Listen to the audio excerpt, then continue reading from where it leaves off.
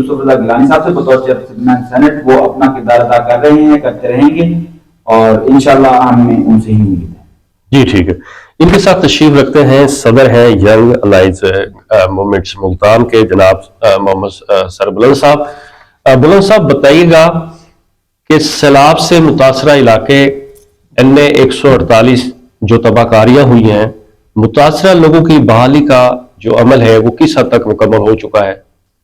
بسم اللہ الرحمن الرحیم. سب سے پہلے تو آپ کا شکریہ، آپ نے ایک موضوع پہ اظہار خیال کرنے کا بھی موقع دیا. میں آپ کو پتہ چل رہا ہوں، ہمارے آپ جس کے سب کو پتہ ہے کہ سیلاب جو ہے اس نے سب سے زیادہ جو متاثر کیا ہے وہ ملتان کی تحصیل شوج آباد اور صدر ملتان، اور اس کے بعد مظفر گڑھ ہوتی ہے. میں آپ کو یہ بتانا ضروری سمجھتا ہوں کہ جیسے ہی PDM نے یہ الرٹ جاری کیا کہ سیلاب آ رہا ہے، تو یہ دونوں بھائی سید علی قاسم گیلانی صاحب، سید علی حیدر گیلانی، یہ دونوں فیلڈ میں نکلے اور انہوں نے جا کر اپنی جو ان کا ایریا ہے ان میں لوگوں کو اویئرنیس دی کہ اس وقت بہت بڑا سیلاب ہے، تو آپ احتیاطی تدابیر جو ہیں اختیار کریں اور باہر نکلیں. پھر 20 ستمبر کو سیلاب نے ملتان کو کیا، جیسے کیا یہ دونوں بھائی فیلڈ میں نکلے، انہوں نے ڈپارٹمنٹ کے ساتھ، آرمی کے ساتھ اور سول سوسائٹی کے ساتھ جو انتظامیہ ان کے ساتھ مل کر بہت سارے لوگوں کو جو ہے وہ ان کو نقصان ہونے سے بچانے کے لیے محفوظ مقامات تک پہنچایا. پھر دوسرا مرحلہ تھا جب ان کے پاس گھر نہیں تھے، ان کے جانوروں کے لیے چارہ نہیں تھا. مخدوم سید علی قاسم گیلانی صاحب اور مخدوم سید علی حیدر گیلانی صاحب یہ دونوں بھائی 24 گھنٹے فیلڈ میں رہے، اور انہوں نے متاثرین کی بحالی کے لیے جتنے بھی اقدامات ہو سکتے ہیں، ان کے جانور کا چارہ تھا، ان کے لیے راشن تھا، یہ سب ان دونوں بھائیوں نے 148 میں. آگے اگر ہم شوج آباد کی تفصیل میں جائیں تو سید عبدالقادر گیلانی نے ہمہ وقت اپنی عوام کے ساتھ اس مشکل گھڑی میں وہ ساتھ نبھایا جو کسی کوئی ایسی تاریخ نہیں ہے کسی سیاستدان کی. تو ابھی بھی آپ دیکھیں پہلے دن سے لے کر آج تک مخدوم سید علی قاسم ہوں، مخدوم سید علی حیدر گیلانی ہوں، سیلاب کے دوران انہوں نے لوگوں کو فیسیلیٹیٹ کیا، ان کی مدد کی، انتظامیہ کے ساتھ مل کر انہوں نے جو لوگوں کے لیے ہو سکتا تھا انہوں نے کیا. اس کے علاوہ مخدوم سید علی قاسم گیلانی خود انہوں نے 500 کے لگ بھگ جو ہیں ٹینٹ دیے ہیں، 10,000 جو فیملیز ہیں ان کو انہوں نے راشن دیا ہے. اس کے علاوہ چھوٹے جو بچے ہیں ان کے اسکول کی یونیسیف کے ساتھ مل کے انہوں نے اسکول ان کو پرووائڈ کیے ہیں. اس کے علاوہ آپ دیکھ لیں ابھی تک وہ ریسنٹلی مخدوم سید علی قاسم گیلانی صاحب جو ہیں جو متاثرین تھے سیلاب کے، آپ کو پتہ ہے روزگار ان کے لیے بڑا ایشو ہے، تو ان کے لیے نقشے لے کے آ رہے ہیں جو کہ شوج آباد اور ملتان اور مظفر گڑھ میں وہ ان لوگوں کو دے رہے ہیں جو سیلاب میں بہت زیادہ متاثر ہوئے ہیں، ان کے پاس روزگار کا کوئی چارہ بھی نہیں تھا، تو یہ ان کی ہیلپ کر رہے ہیں. تو میں یہ سمجھتا ہوں اس دوران جتنی مدد گیلانی خاندان کی تو ویسے ہسٹری ہے خدمت کی جذبے کے حوالے سے کرتے ہیں، لیکن سیلاب کے دنوں میں اگر ہمیں آن گراؤنڈ پہ نظر آیا تو مخدوم سید علی قاسم گیلانی صاحب تھے اور مخدوم سید علی حیدر گیلانی. مخدوم سید علی قاسم گیلانی صاحب نے بہت سارے انٹرنیشنل NGOs کو وہ اپنے حلقے میں لے کے انہوں نے دکھایا اور ان سے کہا کہ آپ یہاں پر کام کریں، میرے حلقے میں بہت زیادہ جو ہے نقصان ہوا ہے. پنجاب گورنمنٹ کے ساتھ مل کر انہوں نے جن لوگوں کے نقصانات ہوئے ہیں ان کے ازالے کیے، 10 لاکھ روپے جو ہیں سر وہ ان کو انہوں نے دیے ہیں. ابھی جو ہے ان کی بحالی کا سلسلہ ہے، گھروں کے لیے مختلف NGOs کو لے کے آ رہے ہیں، جن کے گھر بہ گئے تھے ان کو جو ہے وہ گھر دے رہے ہیں. سیلاب کے دوران بہت سارے ایسے لوگ ہیں جن کے جانور جو ہیں وہ ضائع ہو گئے تھے، تو پنجاب گورنمنٹ کے ساتھ مل کر انہوں نے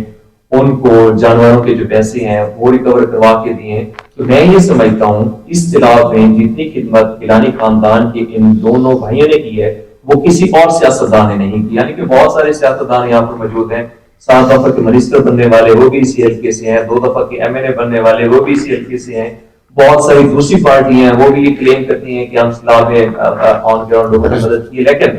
آپ کو اگر کوئی نظر آئے حقیقی معنی میں اس سیلاب کے دوران تو وہ سید علی قاسم گیلانی اور سید علی حیدر گیلانی صاحب تھے. اور ابھی جو نقصانات ہوئے ہیں، اسکولوں کے ہوئے ہیں، روڈز کے ہوئے ہیں، ہاسپٹلس کے ہوئے ہیں، پانی کے حوالے سے ابھی مخدوم سید علی حیدر گیلانی صاحب نے بہت سارے واٹر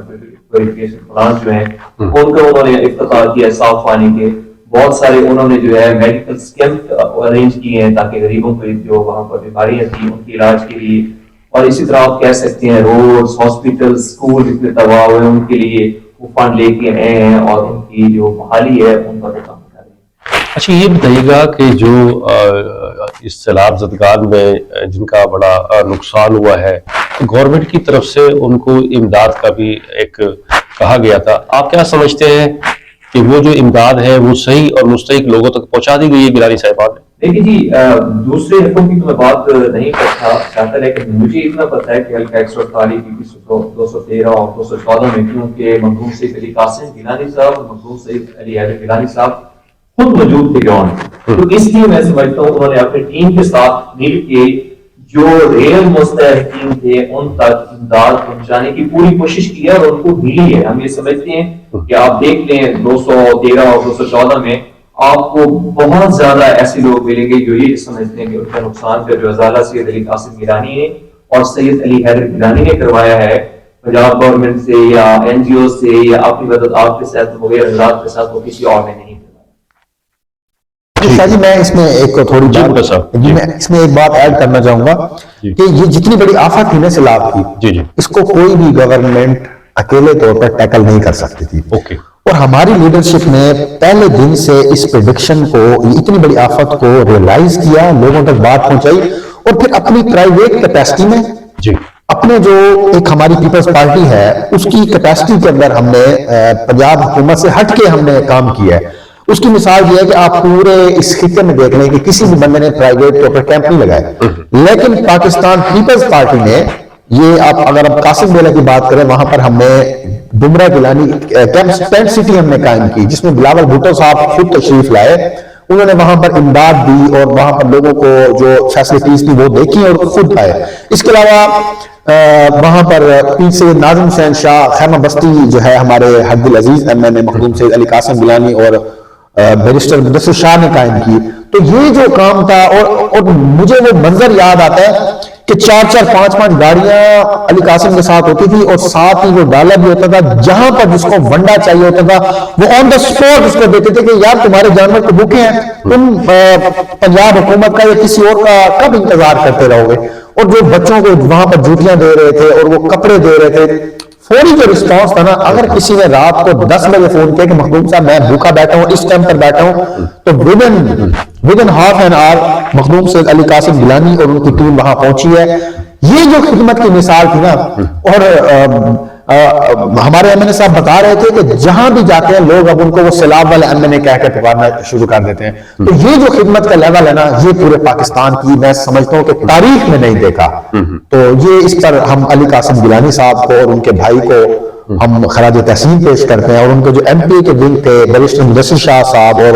مخدوم سید علی حیدر گیلانی صاحب، انہوں نے بھی بہت محنت کی ہے، ہم سب کو خراج تحسین پیش کرتے ہیں۔ یہ سر ہسٹری میں پہلی دفعہ ایسا ہوا ہے کہ مخدوم صاحب نفس نفیس پانی میں لوگوں کو نکالتے رہے ہیں، ان تک پہنچے ہیں، جیسے بھٹو صاحب نے کہا ہے کہ جب رات کو کسی کو بھی مشکل پڑتی تھی وہ بجائے سرکاری جو ادارے ہیں ان سے رابطہ کرتے تو وہ مخدوم سید علی قاسم گیلانی اور مخدوم سید علی حیدر گیلانی سے رابطہ کرتے تھے، اور مخدوم صاحب